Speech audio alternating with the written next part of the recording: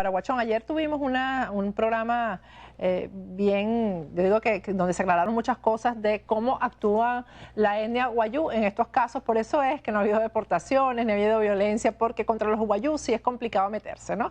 Y ahí lo dijo María Ángela Holguín, que no ha habido hasta ahora deportaciones y las cosas como que están más tranquilas que con la frontera con Cúcuta, la frontera del Táchira, porque ahí sí se violaron derechos humanos de una forma repudiable, obvia, y es porque precisamente es un gobierno cobarde que se mete con los débiles. La etnia guayú no es tan débil, no es débil, mejor dicho, y sabe exactamente que ese territorio es por origen de ellos, porque son los realmente nativos en Venezuela.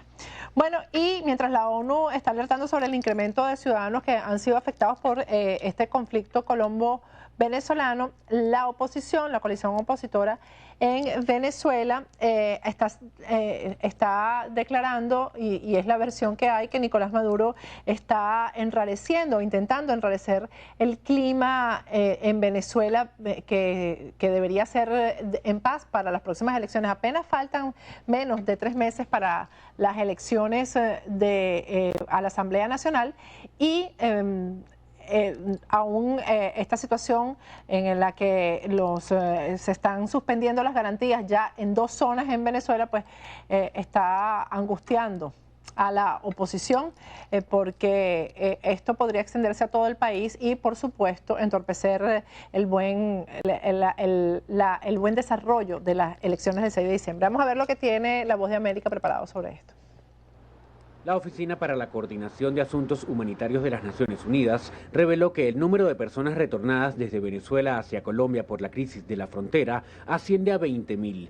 A este respecto, la canciller de Colombia, María Ángela Holguín, aseguró luego de una reunión extraordinaria con el secretario general Ban Ki-moon que el presidente Juan Manuel Santos sigue dispuesto a hablar con Venezuela sobre la crisis fronteriza. Queríamos que el secretario general supiera de primera mano pues la situación que estamos viviendo ahora en la frontera y explicarle como los 2 componentes que tiene la situación actual. Uno es esta situación humanitaria y de violación de los derechos humanos de las personas que han llegado deportadas, y otra cosa son los problemas estructurales que tenemos. Sin embargo, el vicepresidente ejecutivo de Venezuela, Jorge Arreaza, justificó la nueva medida de expansión del cierre fronterizo y aseguró que en la zona todo se encuentra en total normalidad. Vamos a tener, por supuesto, estrictos niveles de control para que podamos estabilizar la situación en la zona, porque por fin se le pone el torniquete necesario a esta zona. Por su parte, la opositora Mesa de Unidad Democrática rechazó la ampliación del cierre fronterizo por considerarlo inadecuado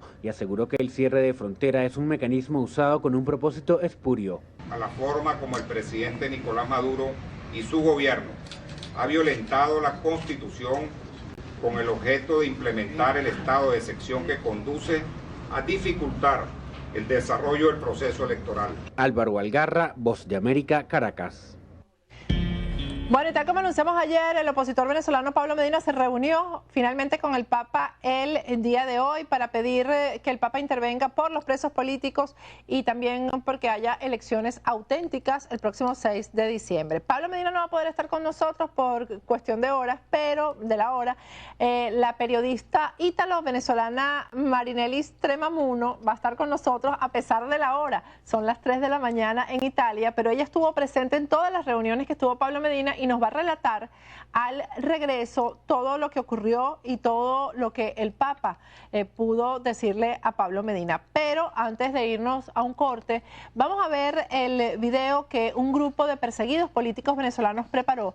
Es un mensaje a la comunidad colombiana, a los colombianos, pero específicamente al Congreso de Colombia, en nombre de los venezolanos que realmente quieren una región libre y democrática.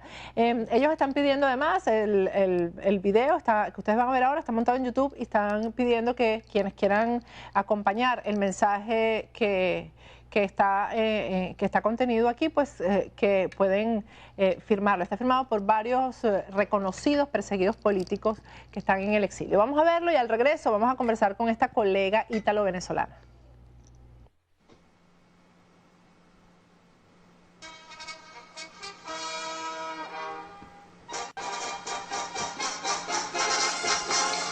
Señores senadores y representantes del Honorable Congreso de la República de Colombia. Atención, senador Luis Fernando Velasco Chávez. Asunto comunicado de solidaridad con el pueblo colombiano. Honorables senadores y representantes, en nombre de los principios de libertad, fraternidad y solidaridad que unen y rigen el destino de nuestros pueblos hermanos, condenamos firmemente como venezolanos la flagrante y sistemática violación a los derechos fundamentales a los que están siendo sometidos nuestros hermanos de Colombia que hacen vida en Venezuela. Violaciones estas que atentan contra la propiedad y, lo que es peor aún, contra la dignidad de estos seres humanos, hoy criminalizados por su origen, nuestra hermana Colombia. Bien decía el libertador Simón Bolívar que la ingratitud es uno de los crímenes más grandes que pueden los hombres atreverse a cometer. ¿Cómo olvidar la hazaña de tantos héroes neogranadinos que desde los albores de nuestra independencia escribieron con su sangre las páginas más heroicas de una historia común, llena de ideales cimentados en la igualdad y el respeto al ser humano? El mismo ser humano que hoy es humillado sin vacilación por el tirano infame que nos desgobierna, bajo la mirada cómplice de aquellos a quienes poco importa el veredicto inequívoco y severo del más puro y sabio tribunal, la conciencia de los pueblos. Tanto es nuestro origen común que en la historia patria se recuerdan las proezas de nuestros héroes de independencia sin reparar en su origen o lugar de nacimiento. Dijo una vez un soldado que la patria es por la que se lucha y no solo donde se nace. Sería interminable la lista de tantos colombianos que lucharon y siguen luchando por nuestra Venezuela. Hombres como el capitán colombiano Antonio Ricaurte en el Polvorín de San Mateo, en los Valles de Aragua, quien junto a 50 soldados patriotas, en un acto de valentía sin igual y ante la toma inminente de aquella determinante plaza militar, prefirió sacrificar su vida por la causa libertaria, resolviendo estallar con todo el parque de armas y municiones a su cargo antes de caer de rodillas frente al enemigo invasor, cambiando así el curso de nuestra historia y el futuro de nuestras queridas Colombia y Venezuela. Señores del Congreso, en honor a esa tradición de lucha que nos une en contra de la tiranía y la opresión, levantamos nuestra voz de protesta y llamamos la atención de ese honorable Congreso, porque callar ante lo que ocurre sería negar nuestra propia historia y el gentilicio de nuestros pueblos. Sería avalar con el silencio la destrucción de nuestra humanidad más allá de las banderas e hitos que nos separan. Callar ante lo que ocurre es ser cómplices del mal que encarnan los funestos personajes que hoy maldirigen a nuestro país y que pretenden sembrar de odio y miseria a nuestros pueblos americanos. Por eso, revestidos de humildad, sin más títulos que el de ciudadanos de la República de Venezuela, condenamos con la fuerza que inspira nuestros corazones y el espíritu vivo de nuestra causa libertaria a quienes hoy, en nombre de la soberanía, ya violada por ellos mismos, exacerban la xenofobia y arremeten contra cada colombiano que vive en nuestro país. Condenamos a un régimen totalitario que con su actuar evoca las más vergonzosas escenas de la Alemania nazi, al mejor estilo de La noche de los cristales rotos, donde las casas de los judíos eran marcadas y saqueadas por las hordas del nazismo, los niños separados de sus padres, las mujeres abusadas y centenares de personas confinadas en campos de concentración. Consideramos, señores honorables del Congreso, que tan abominable capítulo de la historia humana fue suficiente para leccionarnos como civilización y no podemos permitir que se repita. No podemos permanecer silenciosos como pobres espectadores de un atropello a la raza humana sin levantarnos en voz de protesta. Nos negamos a abrazar la concepción de aquellos que piensan que los organismos internacionales son clubes de altos dirigentes políticos y gobernantes que obedecen a intereses particulares y no a los intereses de los pueblos que sufren nuestra inmadurez como especie y la incapacidad que hemos demostrado para alcanzar la paz de las naciones y el bienestar común.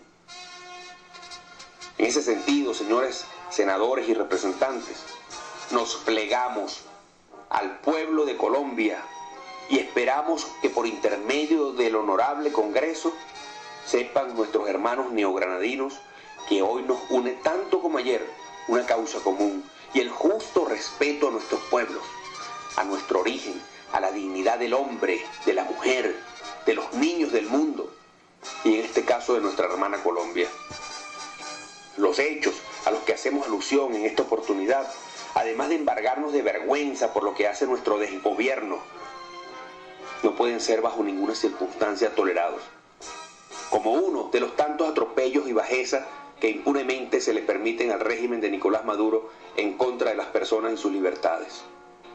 Exhortamos en consecuencia al ilustre Congreso de Colombia a activar todos y cada uno de los mecanismos constitucionales y del derecho internacional que estime pertinente para frenar la arremetida xenofóbica y agravio sistemático en contra de los ciudadanos colombianos, cuyas consecuencias pudieran lesionar de manera irreversible el futuro de dos naciones hermanas. Atentamente suscribimos los ciudadanos venezolanos, pero también gran colombianos del Centro Andino para la Democracia. Juan Carlos Caguaripano Scott, Nixon Moreno Merchán, Alexander Rivas, Guillermo Prieto, en nombre de Jean-Pierre Osorio, Vilca Fernández, Javier Nieto Quintero, Osmir del Valle y todos los miembros de esta noble organización.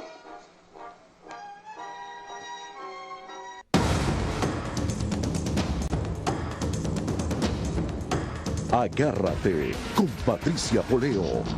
Regresamos con Agárrate, ya tenemos vía Skype desde Italia a Marinelli Stremamugno. Ella es periodista ítalo-venezolana, ahí la vi ya, y es más venezolana que ítalo físicamente y en su forma de ser, pero bueno, tiene los dos ingredientes. Ella es corresponsal de la televisora mexicana Cadena 3 en Italia y escribe para el periódico vaticanista La Nuova Bussola Quotidiana.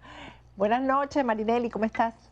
Así es, buenas noches Patricia, muy contenta de tener la posibilidad de contar a través de tu programa las emociones que hemos vivido el día de hoy desde el Vaticano. Ya me oyes que estoy un poco ronca, así que te podrás imaginar todas las vivencias que hemos tenido el día de hoy. Bueno, son tus 3 de la mañana, 3 de la mañana y un poquito más, creo que tienes casi 24 horas despierta, ¿no? Así es, 24 horas viviendo estos momentos muy importantes para nuestra bella Venezuela. Bueno, primero quiero saber un poquitico de ti. ¿Cuánto tiempo tienes allá en Italia? ¿Te graduaste de periodista en Venezuela o en Italia? Cuéntame un poquito de eso.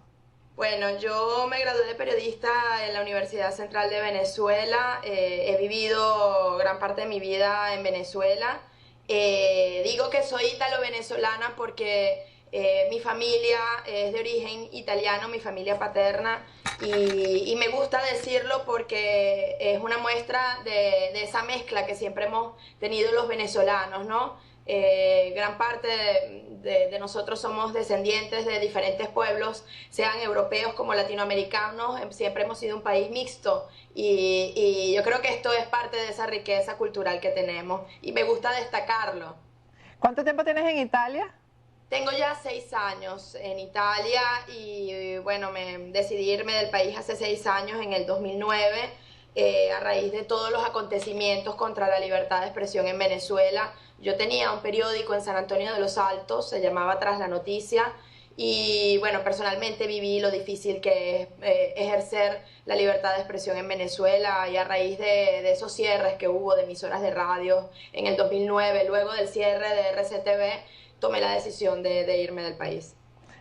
Bueno, por cierto que RCTV, ahí estamos esperando que haya digamos, una posición oficial por parte de la directiva, porque hasta ahora no han dicho nada, pero ya la Comisión Interamericana de Derechos Humanos ordenó que se le restituya la señal. Marinelli, cuéntame cómo fue esa reunión de hoy. Bueno, estuvo en una audiencia pública Pablo Medina con el Papa Francisco. ¿De qué se habló ahí? ¿Cuál fue la reacción del Papa? Habla tú, cuéntanos qué pasó ahí. A ver, bueno, inicialmente hubo ese encuentro entre Papa Francisco y Pablo Medina. Fueron pocos minutos, pero minutos muy intensos, en donde Pablo Medina tuvo la oportunidad de evidenciarle al Papa de que Venezuela es la Siria de América Latina. ¿Por qué la comparación? Porque, bueno, hemos visto los acontecimientos en cuanto a la cantidad de refugiados que está recibiendo Europa, de personas que están escapando de la guerra en Siria, y bueno, era una excelente oportunidad de hacer entender lo que se vive también en Venezuela, en donde personas están escapando del país, y es un poco el mensaje que le transmitió Pablo Medina en esos pocos minutos al Papa, haciéndole ver que en Venezuela ya han escapado 1.600.000 venezolanos en esta última década para poder salvar su vida. En esta audiencia pública participaron alrededor de 20.000 personas, fue en plena Plaza San Pedro, y además el señor Pablo Medina tuvo la posibilidad de pedirle al Papa directamente de ayudar a Venezuela para poder tener unas elecciones auténticas ante todos estos hechos que hemos visto en el país, en donde se está generando todo este clima de tensión que puede afectar un camino democrático en Venezuela. Todas estas palabras el Papa asintió con la cabeza, hizo un gesto de que haciendo entender, ¿no?, que él estaba al tanto de toda esta situación, y su respuesta muy clara y en español además fue: estamos rezando por Venezuela. Yo creo que son palabras bastante llenas de contenido, ¿no?, de lo que se está viviendo dentro del Vaticano y de la posibilidad de que el Vaticano pueda ayudar en esa mediación para lograr la defensa de la democracia en nuestro país. Dime una cosa, él me dice que el Papa se sorprendió, puso un gesto como de angustia cuando él le hizo la comparación entre lo que estaba pasando en Venezuela y lo de Siria. Sí, porque evidentemente el Vaticano está viviendo muy de cerca todo este tema del éxodo de los refugiados, de los inmigrantes, sobre todo Italia ha sufrido mucho la llegada de esta cantidad de migrantes. Entonces hacer la comparación es bastante gráfico y bastante sensibiliza mucho, ¿no?, y hace entender lo que se está viviendo en Venezuela. Porque además en Siria está declarada una guerra. En Venezuela vivimos los mismos números de una guerra de muertes y no tenemos una guerra declarada. Entonces esto evidentemente no sorprende, digamos que le hace ver al Papa un poco la situación tan de gravedad dramática que están viviendo los venezolanos y el gesto, la expresión que tuvo el Papa durante ese corto encuentro, sin duda nos hace entender de que él está perfectamente al tanto de la situación. Y luego, además, la conversación que tuvimos con el cardenal Pietro Parolin, que fue bastante amplia. Eso era lo que te iba a preguntar, ¿no? Porque además me estoy leyendo lo que Pablo Medina temprano me mandó. Él no está porque, bueno, ya Pablo está viejito, ya no puede estar despierto como a estas horas, ¿no? Te mandó a ti, bueno, que cosa que agradecemos que te haya mandado a ti. Prefiero hablar contigo, déjame decir. No, y además que tenemos otra reunión importante mañana con el Ministerio de Relaciones Exteriores de Italia, en donde seguiremos denunciando la situación de Venezuela. Así que mejor que descanse y que esté preparado para la jornada que tenemos mañana. Así es, porque él me decía más temprano que él le entregó el libro sobre la muerte de Chávez, el que escribió Pablo, y que también le entregó el documento de los samaritanos pidiendo la santificación de José Gregorio Hernández. Así es, así es. Además también le entregó como regalo unos garrotes que son típicos en el baile del Tamunangue, ¿no? Y de hecho tengo las imágenes, te las puedo hacer llegar, del momento en que recibe esos regalos y importante, ¿no?, la información que contiene el libro de Pablo Medina, en donde se explica el complot en torno a la muerte del expresidente Hugo Chávez. Cuéntame de la reunión con Parolin, porque Marinelis, ayer tuvimos aquí a la mamá de un preso político en el programa, a la mamá de Ronnie Navarro, y ella decía que Pablo Medina iba a ir y iba a hablar en nombre de los presos políticos, iba a presentar el caso específico de su hijo que está siendo torturado, bueno, como todos los presos políticos y cuyos derechos están siendo violados en Venezuela. ¿Con Parolin se pudo hablar del tema en específico? ¿Cómo fue esa reunión? Sí, fue una reunión bastante positiva, Patricia. Yo estuve presente, soy la única testigo de ese encuentro tan importante entre Pablo Medina y el cardenal Pietro Parolin, el secretario de Estado del Vaticano, que además fue nuncio apostólico en Venezuela y conoce perfectamente la situación de Venezuela.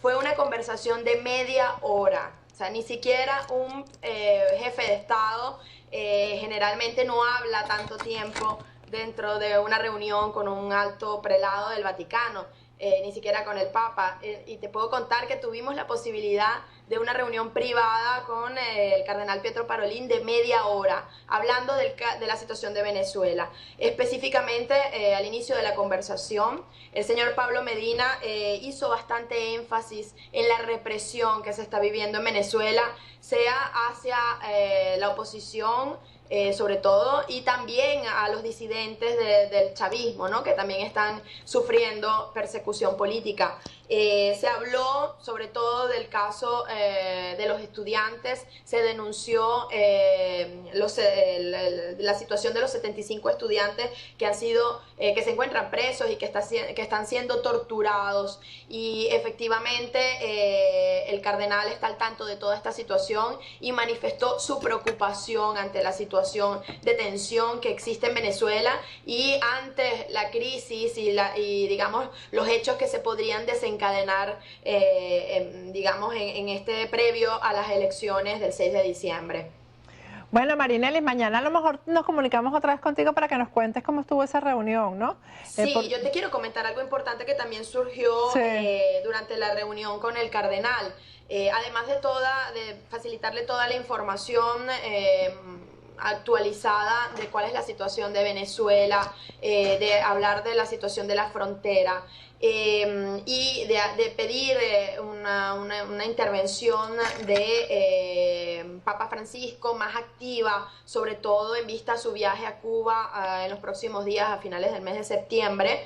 Te digo que tuve la posibilidad de entregar un documento personalmente, con la ayuda obviamente del señor Pablo Medina, en donde se habla de la situación de blackout informativo que sufre Venezuela.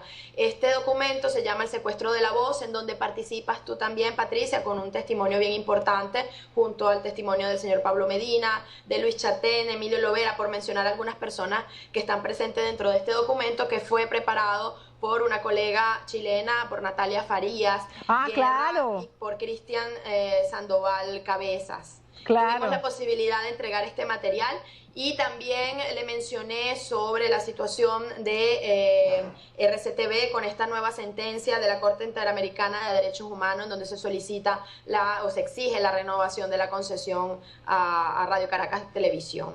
Te digo que Pietro Parolin está bastante preocupado por la situación de Venezuela, renovó su intención y digamos, de llevar adelante, ¿no?, todas nuestras denuncias a Papa Francisco, y se comprometió a colaborar personalmente, a colaborar de manera más activa, porque sabemos que la Santa Sede y el Vaticano ha estado colaborando, buscando una transición, un diálogo en Venezuela, pero ellos están muy preocupados y desean evitar, evidentemente, una situación más dramática de lo que ya se está viviendo. Ellos esperan que a través de este viaje que se va a realizar a Cuba se pueda de alguna manera también hacer algunas diligencias diplomáticas, ¿no?, entre estados, para poder tener alguna respuesta positiva para nuestro país. Esperemos que así sea, Patricia.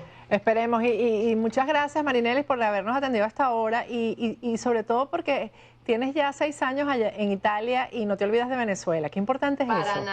Para nada, así como tú tampoco te olvidas de Venezuela. Jamás. Patricia. Y yo creo que el oficio de nosotros los periodistas es ese, seguir trabajando porque se rescaten las instituciones de nuestro país y podamos volver a ejercer el periodismo allá, como debe ser. Así es, nosotros tenemos la posibilidad desde fuera de ser la voz de los venezolanos que no tienen voz, y es importante, y de verdad te agradezco también esa labor que tú has tenido bien al frente, ¿no?, y bien dura en esta denuncia sobre lo que está sucediendo en Venezuela.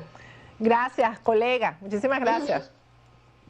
Marinelis Tremaumuno, bueno, de verdad, no pudimos tener a Pablo, pero lo tuvimos a ella. Yo estoy encantadísima con que haya sido una colega la que nos haya dado este reporte tan completo. Al regreso, bueno, estamos esperando, ya son las 9:30, las 9 de la noche en Venezuela, 9:06 de la noche en Venezuela. Vamos a esperar lo que a través del Twitter de Leopoldo López, @LeopoldoLópez, va a anunciar previo al día de mañana, que es cuando se espera la sentencia contra Leopoldo López y otros 4 estudiantes que están presos en el mismo caso. Al regreso, si tenemos ya la información, se la damos, y si no, de todas maneras, tenemos una conversación con Rodrigo Conti, periodista argentino, sobre todo lo que ha suscitado el fraude electoral en una pequeña región de Argentina, lo que ha traído, las consecuencias que este fraude en ese sector, que parece pequeño, ha traído para ese país. Ya volvemos. Se ha lanzado previo a la audiencia de su juicio, que es mañana. Vamos a verlo.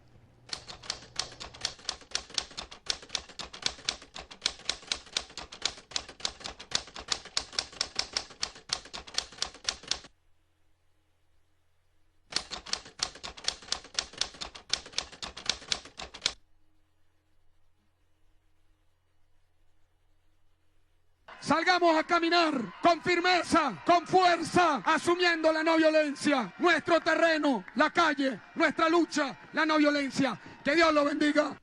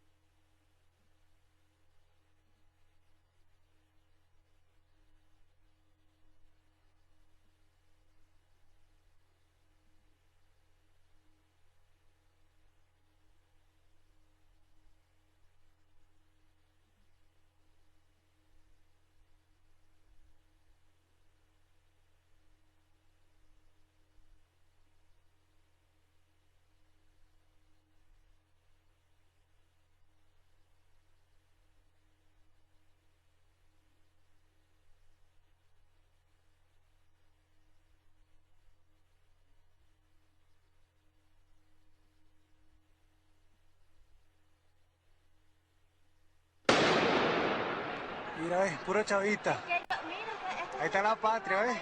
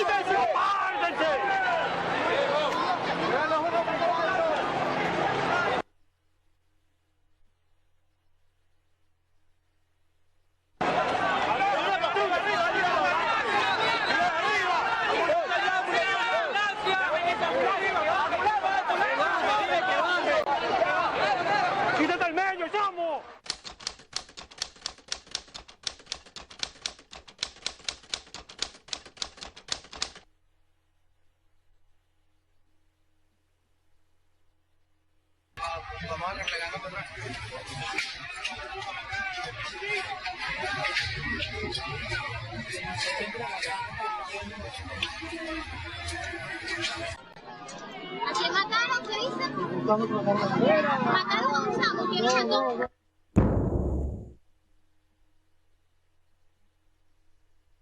Bueno, ustedes lo vieron, estas son las pruebas que a Leopoldo López no se les ha permitido, que no les ha permitido defenderse la juez Susana Barrientos, y aquí lo tienen ustedes. Están pidiendo que les hagan retweet, que lo difundan para que se sepa la verdad, no solamente en Venezuela, sino en el mundo entero. Ya tenemos vía Skype desde Argentina a Rodrigo.